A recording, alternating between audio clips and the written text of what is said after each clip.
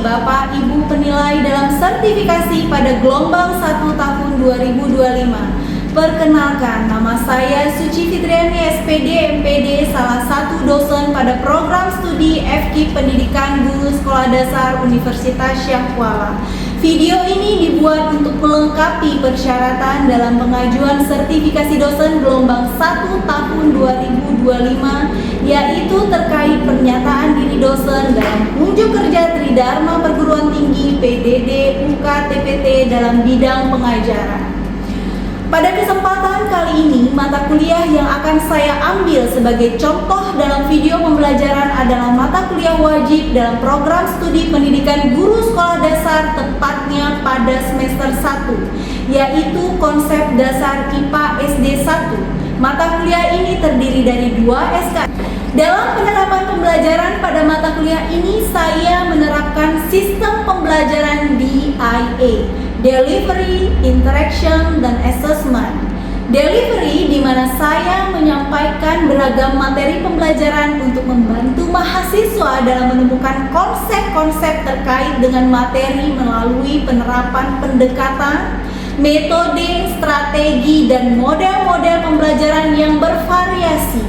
Interaction, di mana adanya kegiatan pembelajaran yang berlangsung selama 16 kali pertemuan secara tatap muka yang terjadi antara saya dan mahasiswa, baik secara klasikal, diskusi per kelompok, maupun secara perorangan, baik di kelas maupun di ruang kelas, yang diterapkan pada proses penerapan project based learning.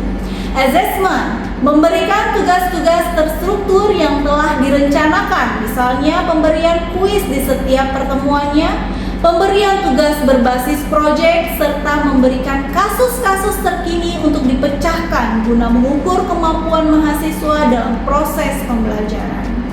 Deskripsi pada mata kuliah ini membahas konsep dasar ilmu pengetahuan alam yang relevan dengan kebutuhan pendidikan sekolah dasar.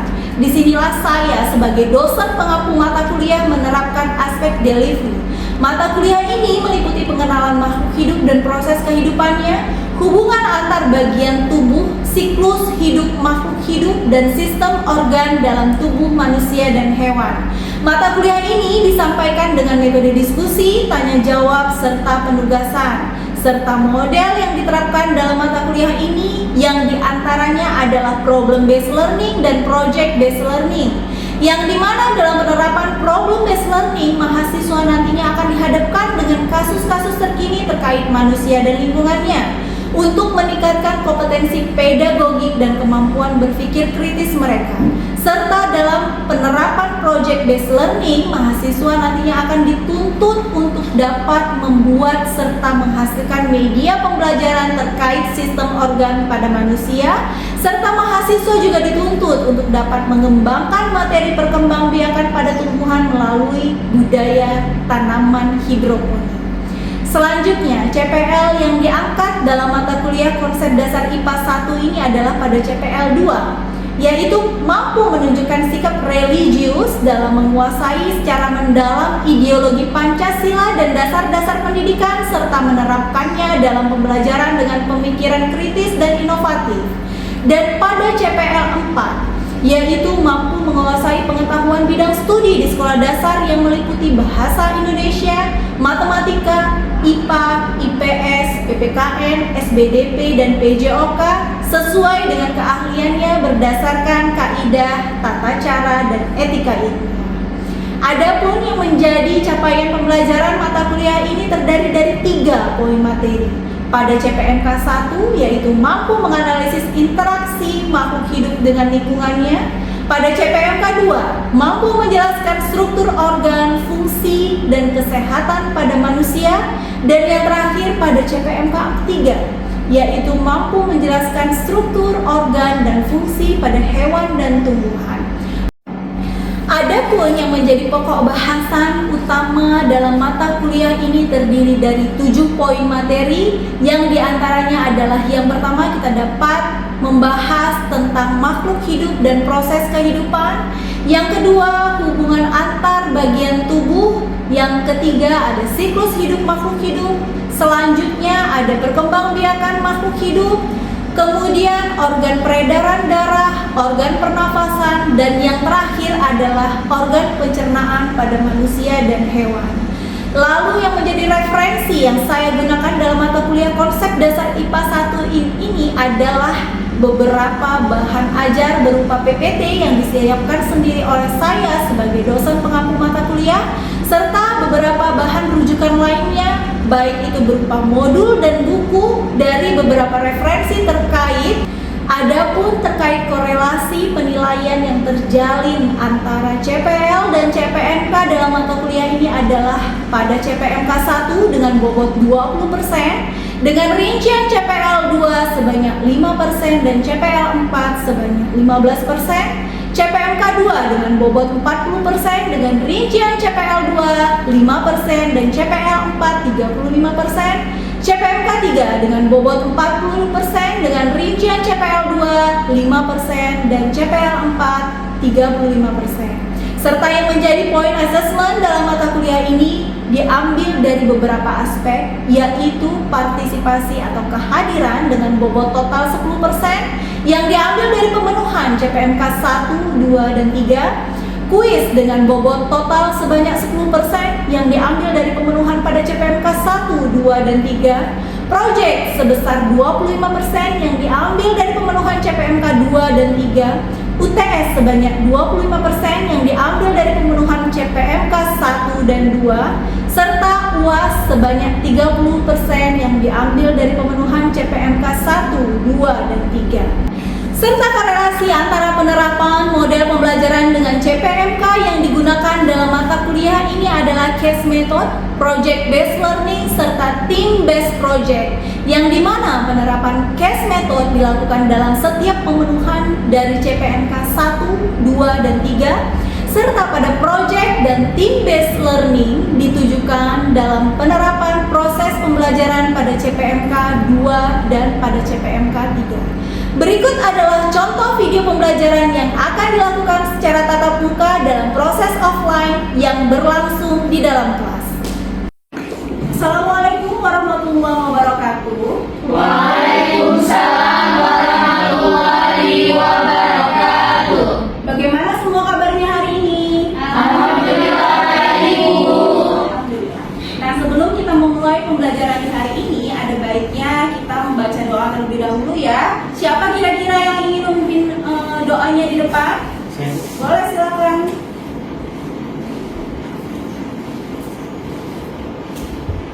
Berdoa dimulai. Bismillahirrahmanirrahim. Rabbi shrah li sadri wa yassir li amri wahlul 'uqdatam min lisani yafqahu qawli. Amin. Amin, amin ya robbal alamin. Semoga dengan doa yang kita panjatkan membuat pembelajaran di hari ini lebih berkah, ilmu yang kita dapatkan menjadi ilmu yang bermanfaat untuk kita semua ke depannya. Oke, nah sekarang Ibu ingin absen dulu nih. Kira-kira kalian sudah absen semua tadi di SIM kuliahnya? Sudah. Ada ya? Baik. Nah, sebelum kita memulai materi kita di hari ini, saya ingin sedikit flashback ke belakang ya. Ini kita melakukan pertemuan ke berapa? Kedua ya. Nah, kita kemarin kira-kira sudah belajar apa ya? Pengertian iman. Ya, coba kira-kira siapa yang bisa merangkum kita kemarin pembelajarannya apa? Kita sudah belajar kemarin ada kata Nuri, apa tadi Nuri? Tentang pengertian IPA. Apa sih IPA itu? Terus apa lagi ya kira-kira? Siapa coba yang bisa? Siapa? Saya, Bu. Iya, Nuri silakan. Kita kemarin belajar tentang ruang lingkup kita, Bu, seperti dunia sekitar, makhluk hidup, benda, energi, dan alam sekitar, Bu. Ya, benar sekali. Kita kemarin sudah belajar tentang ruang lingkup pembelajaran IPA khususnya di SD. Ruang lingkup pembelajaran IPA di SD itu ada manusia, lingkungan. Manusia itu tergolong ke dalam apa? Tergolong ke dalam bagian-bagian dari makhluk hidup. Makhluk hidup, benar sekali. Nah, hari ini kita akan membahas tentang makhluk hidup dan proses kehidupannya. Ketika kita kemarin, berarti ini kan sudah masuk ke dalam ruang lingkup pembelajaran IPA di SD. Ini kita akan bahas hari ini. Makhluk hidup dan proses kehidupan. Nah, sebelum di situ kita belajar lebih lanjut lagi, coba kalian lihat yang di depan ini. Kira-kira berdasarkan dari apa yang kalian lihat di depan ini, apa itu? Ada apa sih gambar ini? Ada apa saja sih dia? Ada hewan. Ada hewan, benar sekali. Ada hewan, ada gajah, ada apa lagi nih? Ada rusa ya. Nah, kemudian ada apa lagi di sini? Ada hewan, ada tumbuhan. Nah, apa lagi? Manusia. Manusia. Nah, hewan, tumbuhan, manusia. Itu tergolong ke dalam apa tadi? Makhluk hidup. Makhluk hidup, benar sekali. Jadi selain makhluk hidup di sini, ada di sini lingkungan. Lalu lingkungan itu sendiri dia termasuk golongan makhluk hidup atau bukan? Termasuk. Lingkungan ini berarti dia ada tumbuhannya. Iya. Nah, selain dia terdapat makhluk hidup, ada makhluk apa lagi di sini? Iya, benar sekali. Ada makhluk tak hidup. Yang mana di sini makhluk tak hidup? Air. Nah, ketika kita sudah bisa mengkonsepkan antara perbedaan makhluk hidup yang makhluk tak hidup, berarti kan kita harus ketemu dulu apa nih? Tahu dulu apa? Ciri-cirinya bukan? Iya. Ya. Pada manusia bernafas, menghirup oksigen dan mengeluarkan karbon dioksida. Tapi hal ini akan terjadi perbedaan ketika dia sampai di golongan tumbuhan. Apa yang membuat perbedaan? Kalau tadi makhluk hidup pada golongan hewan dan manusia menghirup oksigen dan mengeluarkan karbon dioksida, beda antara tumbuhan. Kalau pada tumbuhan dia menghirup apa? Karbon dioksida. Bukan menghirup sebenarnya ya, bukan menghirup bahasanya ya, tapi pada pernafasan tumbuhan atau respirasi namanya. Respirasi pada tumbuhan dia memerlukan karbon dioksida CO2. Tapi dia mengeluarkan apa? Oksigen. Oksigen O2. Ini adalah yang diperlukan. Kalau CO2 ini yang diperlukan pada proses fotosintesis. Nah, kalau O2 ini adalah hasil daripada proses fotosintesis. Nah, ciri yang kedua ada apa lagi nih? Saya dari tadi jalan kemari, itu namanya apa? Bergerak. Iya, benar sekali. Ciri yang kedua itu adalah bergerak. Setiap makhluk hidup pasti bergerak, termasuk dalam golongan tumbuhan. Bergerak mengikuti cahaya matahari. Karena apa? Cahaya di sini dalam proses fotosintesis tadi sangat penting. Proses fotosintesis itu apa? Proses apa? Membuat makanan pada tumbuhan. Berarti makhluk hidup itu selanjutnya ciri-cirinya apa? Memerlukan makan dan minum. Manusia, hewan, tumbuhan memerlukan makan dan minum. Ciri selanjutnya tumbuh dan berkembang. Nah, apa sih bedanya tumbuh dan berkembang di sini? Yang dinamakan tumbuh itu dia bersifat kuantitatif. Ya, jadi dia bisa diukur artinya. Nah, berkembang. Bagaimana konsep berkembang itu? Coba ada nggak yang bisa? Yang di belakang-belakang gimana nih? Gimana? Apa yang dimaksud dengan berkembang? Dari segi ukuran kah atau dari segi kemampuan yang dikatakan dengan konsep berkembang? Kemampuan, ya benar sekali. Jadi kalau tumbuh tadi bersifat bisa dihitung atau bisa diukur. Nah, kalau dari segi berkembang ini konsepnya itu deskriptif. Dia hanya bisa diceritakan. Jadi contohnya gimana? Bayi umur 1 bulan dia hanya bisa menangis. Di contohnya ya, dia hanya bisa menangis, tapi ketika dia sudah berumur 6 bulan dia sudah bisa membalikkan badannya. Dia sudah mulai bisa membalikkan badannya. Kemudian ketika dia berumur 1 tahun, dia sudah bisa mulai belajar merangkak, berjalan seperti itu. Nah, itu adalah kemampuan. Berkembang ini masuk ke dalam kemampuan kognitif. Ya, kalian dulu waktu SD misalnya, waktu SD kalian belum bisa kelas 1 ya misalnya ya belum bisa membaca. Sekarang membacanya itu udah sangat lancar. membaca cepat sudah bisa. Nah, itu adalah konsep berkembang. Paham di sini? Nah, kemudian berkembang biak. Apa itu berkembang biak? Proses berkembang biak itu selalu terjadi pada makhluk hidup. Menghasilkan buah, menghasilkan batang, menghasilkan apa? Menghasilkan makhluk hidup lain. Iya, menghasilkan keturunan yang baru. Ya, hasilkan Keturunan yang individu yang baru. Nah, jadi melalui proses apa? Melalui proses kawin. Ya, tapi beda lagi dengan tumbuhan. Kita semuanya tuh beda dengan tumbuhan. Ya, kalau tumbuhan ini proses berkembang biaknya dengan cara apa? Dengan banyak cara. Misalnya satu dengan cara stek batang. Ya, tahu stek batang? Tahu. Nah, perkawinan silang antar misalnya bunga mawar putih dengan bunga mawar merah, bugenvil berwarna putih dengan bugenvil berwarna merah. Nah, yang selanjutnya adalah peka terhadap rangsangan. Gimana tuh kalau peka terhadap rangsangan? Ketika kita melihat cahaya matahari, kalau pada manusia ya, kalau pada kita ya, otomatis itu mata kita akan mencipit, menguncup, ya. Nah, itu peka terhadap rangsangan. Kemudian ketika kita terkena air panas, otomatis kulit kita akan segera melepuh, ya kan? Ya. Nah, itu namanya, itulah yang dimasukkan peka terhadap rangsangan. Sama juga seperti hewan, namun berbeda itu ketika terjadi pada tumbuhan. Tumbuhan proses peka terhadap rangsangannya itu bagaimana? Ada yang tahu? Daun putri malu. Misalkan ya, ini daun putri malunya nih, ini daun putri malunya. Ketika sentuh dia langsung cerut kayak gini, meletup seperti ini. Ya, pernah ya? Pernah. Ada yang nggak tahu daun putri malu? Nggak ada, semua tahu, bagus sekali. Dan yang terakhir adalah mengeluarkan zat sisa.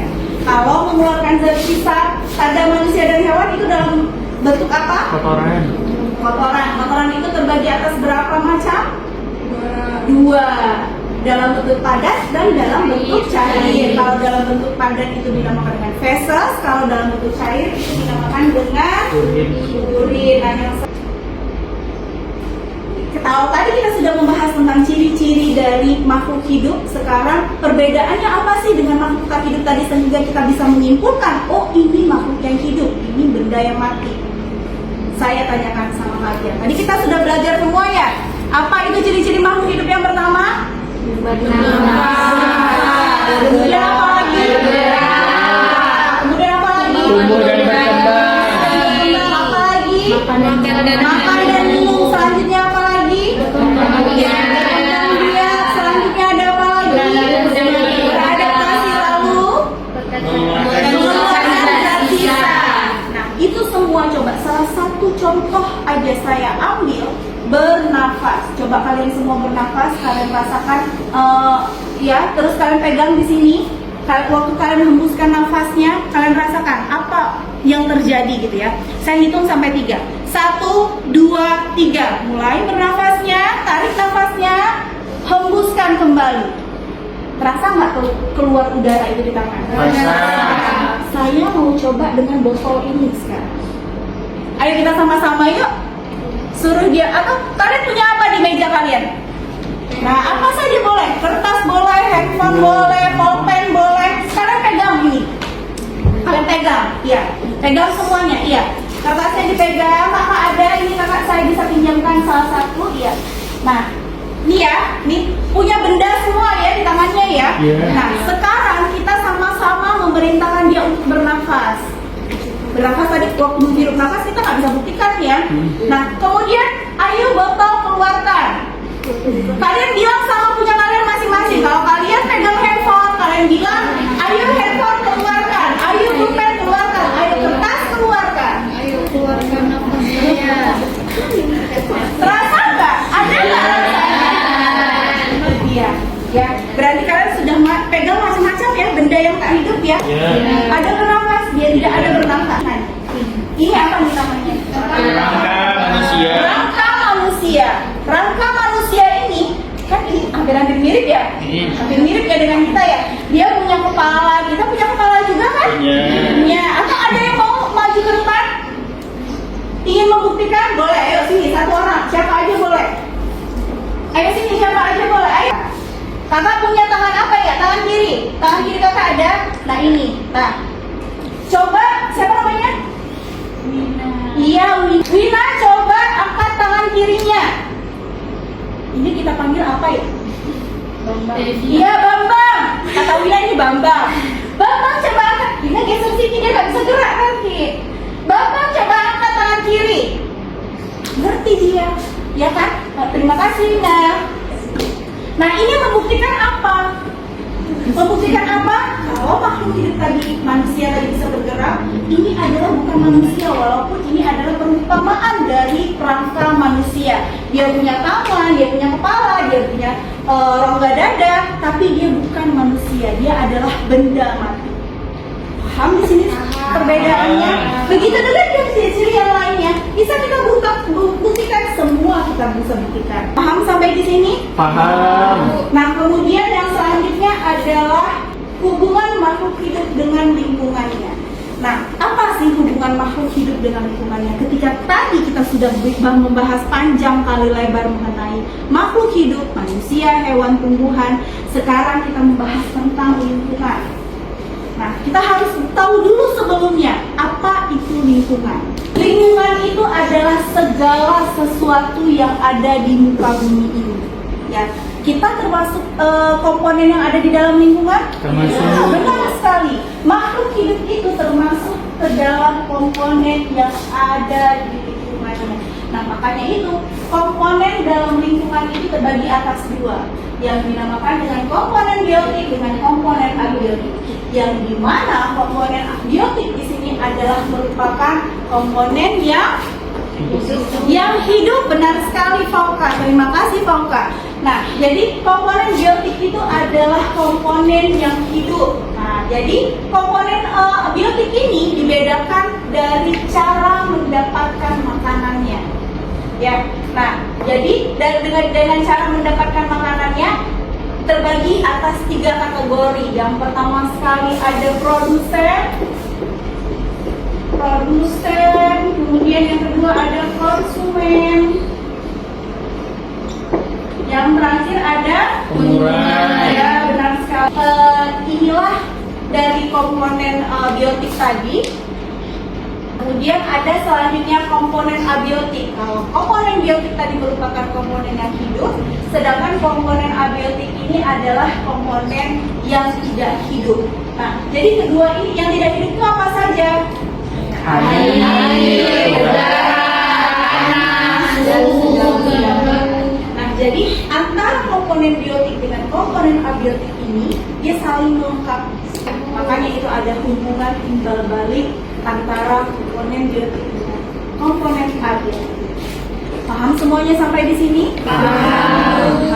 Baik. Nah, sekarang Ibu telah menyiapkan lembar kegiatan. Coba kalian buat, kalian diskusikan dengan kelompoknya. Ya, jadi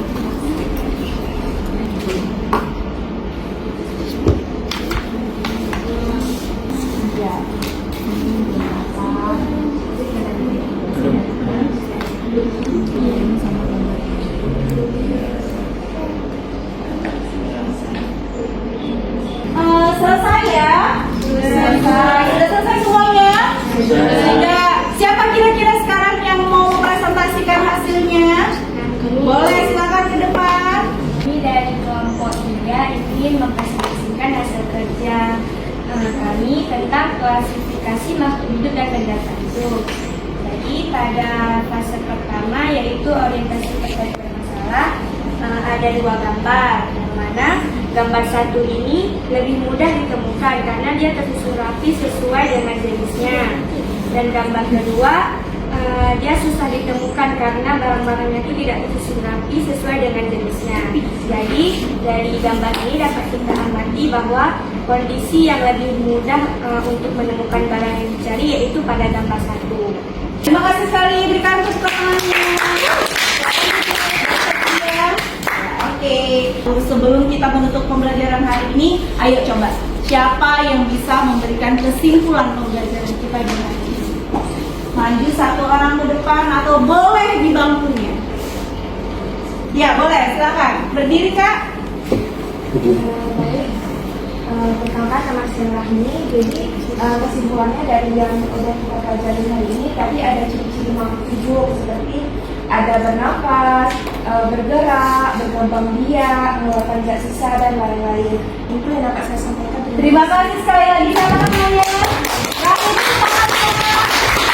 Jadi benar sekali yang disampaikan Rahmi tadi ya. Kita flashback sedikit ke pembelajaran kita sebelumnya ini.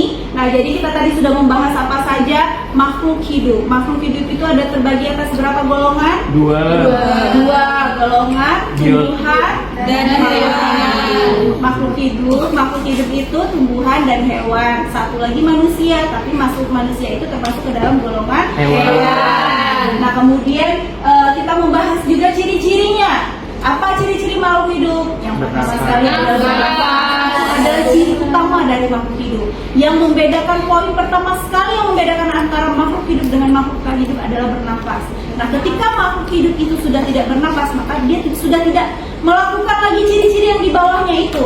Apa ciri-ciri yang di bawahnya? Membutuhkan makan dan minum, berkembang biak, kemudian apa lagi? Bergerak. Nah, ketika dia sudah tidak bernafas lagi, maka yang ciri-ciri selanjutnya itu tidak dilakukan lagi.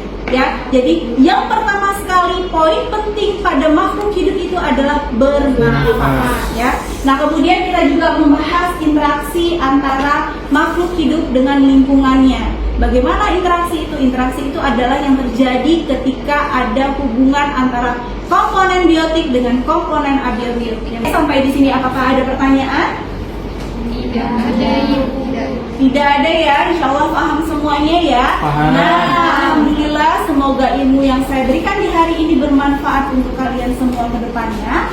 Tidak lupa saya mengingatkan kalian untuk pertemuan pekan depan kita akan masuk ke materi organ pada sistem organ pada manusia. Oke, dipelajari ya. Akan saya kirimkan link pembelajarannya. Saya harapkan kalian semua mempelajarinya sebelum kita masuk ke kelas di pertemuan pekan depan.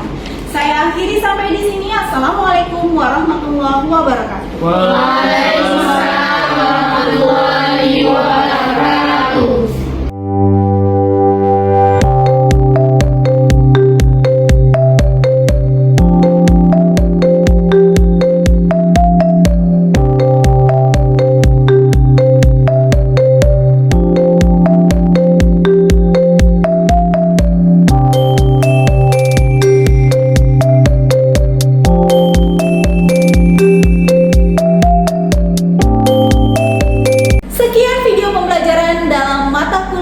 Konsep dasar IPA pada program studi pendidikan guru sekolah dasar. Semoga bisa menjadi bahan pertimbangan baik dalam proses pengajuan sertifikasi dosen gelombang 1 tahun 2025. Terima kasih sekali lagi saya ucapkan. Wassalamualaikum warahmatullahi wabarakatuh.